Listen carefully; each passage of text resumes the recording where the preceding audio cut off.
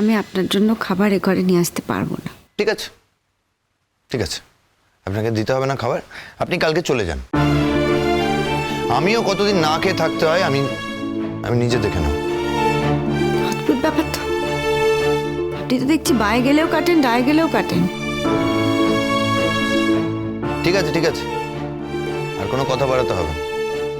একেই আমার গোটা গা ছড়ে গেছে, তো রক্ত বেরিয়ে গেছে, তারপরে এখন অনাহারে থাকবে।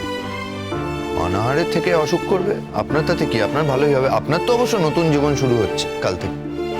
খেতে গেলে নিচে যেতে হবে, এমনিতেও খাবারগুলো ঠান্ডা হয়ে গেছে। না, আমাকে দয়া করতে হবে না। আমি আপনাকে দয়া করি। হ্যাঁ, করেছেন দয়া, একটু খেতে চেয়েছি বলে এত শর্ত দিচ্ছেন। কিচ্ছু শর্ত দিইনি, আপনি এমন কিছু অসুস্থ না যে এখান থেকে নিচে যেতে পারবেন না। আচ্ছা, না হয় তাই যাব। কালকে যাবেন না তো?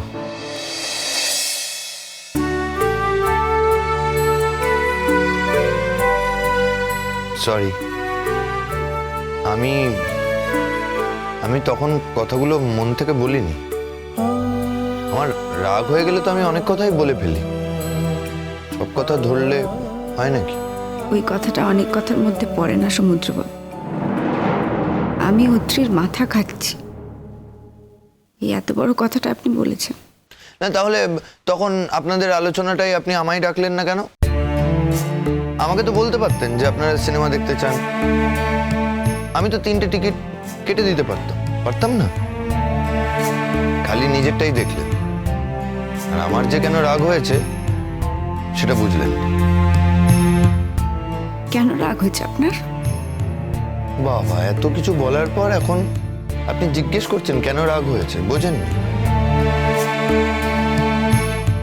আপনি কোনোদিন আমার সঙ্গে সিনেমা দেখতে গেছেন? জাননি। এদিকে অত্রিকে বলছিলেন যে ওর সাথে যাবেন, আমি কিন্তু সেটা হতে দেবো না। প্রথম সিনেমাটা আমার সাথেই দেখতে হবে। আর আর কি বলছিলেন অত্রিকে? যে ওর কাছে গাড়ি চালানো শিখবেন। কেন? আমি আপনাকে শেখাতে পারি না? ও কি আমার থেকেও বেটার ড্রাইভার নাকি? সেটা অত্রিকে জিজ্ঞেস করবে, আমি তো বলিনি কথাটা, কথাটা তো ও বলেছে। না, সেটা তো আপনার বুদ্ধি করে বলা উচিত ছিল যে আমি তোমার দাদার কাছেই গাড়িটা শিখবো। ওই সেটা তো বললেন না। কোন জোরে বলবো? আমি জোর দিচ্ছি তাই বলবেন না? মানে যে কোনো জিনিস যে বেটার জানে তার কাছেই তো শিখতে হয়।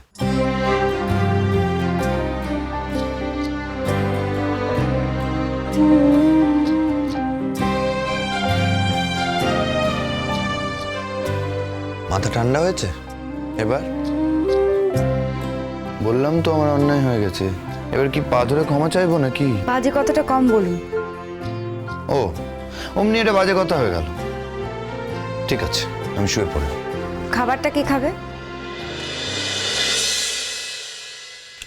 আমার একা খেতে ইচ্ছে করছে না। রাতের খাবার আমার একা খেতে ভালো লাগে না। জেগে থাকা হোক, আমি খাবার গরম করে আনছি।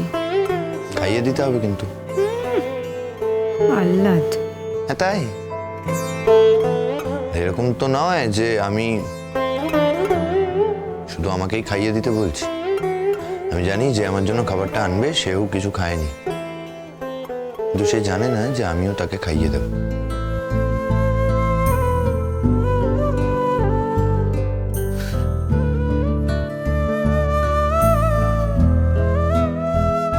বাবা, বাঁচা গেল। কেন বাঁচা গেল কেন?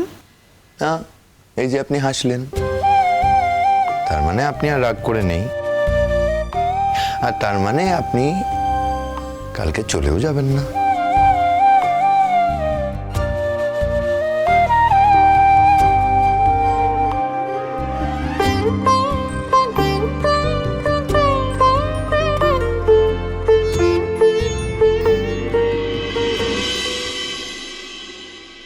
বৌদি, আমি কখনো তোমাকে ভাবে হাঁটতে দেখিনি, আর ভীষণ সত্যি কথা বলছি, আমি কখনো তোমাকে ভাবে হাঁটতে দেখতে পারবো না।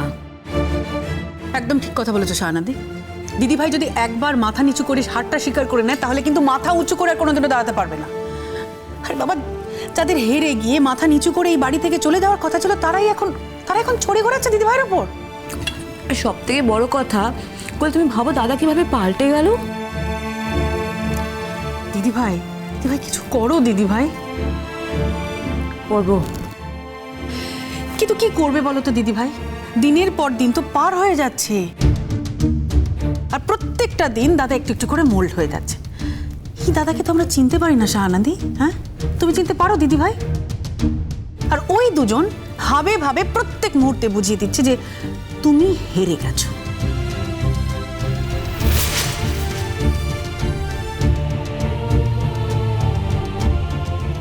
বৌদি, তুমি হাসছো?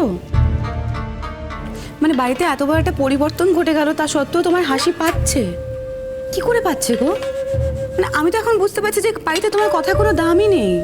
হ্যাঁ, দাদা কি বলেছিল তোমায়? যে রাধাকে বাড়ি থেকে তাড়িয়ে দেবে। দিল? দিল তাড়িয়ে? দেবে না। আরও কি বলেছিল? ওই যে চাঁদোবার স্যাম্পলটা, ওকেও নাকি মেনে নেবে না। আর এখন তো তাকে মা লক্ষ্মী ছাড়া কোনো কথাই বলে না। আর এখন তো হয়েছে আরো ভালো, প্রাণের মানুষ রাধা। মানে সত্যি দাদার এই বুড়ো বয়সে ভীমরতি না, আমি জাস্ট আর সহ্য করতে পারছি না। আমি শুধু ভাবি কোয়েল, মানে এই সব কিছু দেখে আমাদের মনের এই অবস্থা, ওদের তোমার মনের মধ্যে দিয়ে কি যাচ্ছে বলো তো? আমি অত সহজে ভেঙে পড়ার মানুষ নই শাহানা, তুমি এতদিনও সেটা বোঝোনি, তাই আমাকে অবাক লাগছে। যাই হোক, কাল চাঁদ ডোবা যেতে হবে একবার।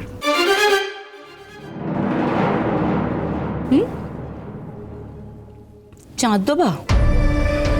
না মানে চাঁদোবা কেন যাবে? কাজ আছে, তোমরা যদি চাও আমার সাথে যেতে পারো। না মানে দিদিভাই, তোমার যদি সত্যিই চাঁদডোবায় কোনো কাজ থেকে থাকে তো আমরা যাব না কেন? নিশ্চয়ই যাব। মা,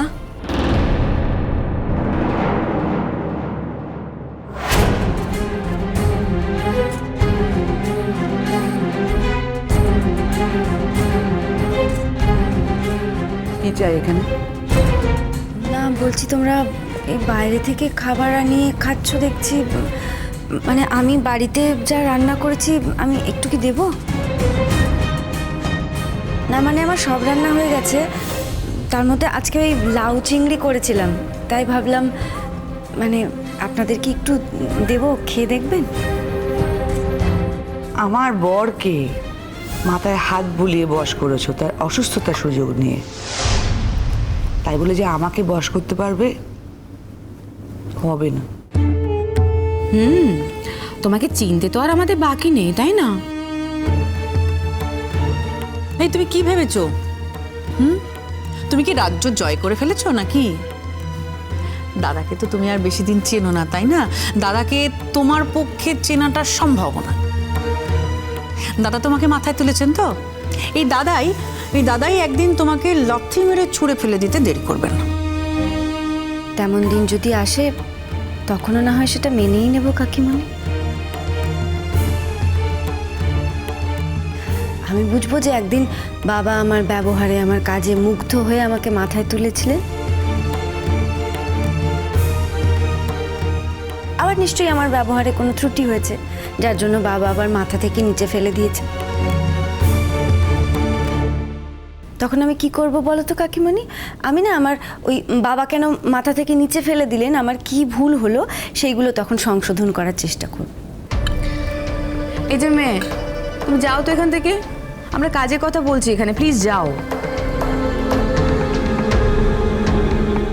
তোমাদের মুখে চাঁদ ডোবা কথাটা শুনতে পেয়েছি, তোমরা হঠাৎ চাঁদ ডোবার কথা কেন বলছো বুঝতে পারলাম না। যেটাই হোক, মনে তো হচ্ছে এই চাঁদ ডোবা কথাটা বলার পেছনে নিশ্চয়ই আমাকে তাড়ানোর কোনো উদ্দেশ্য আছে।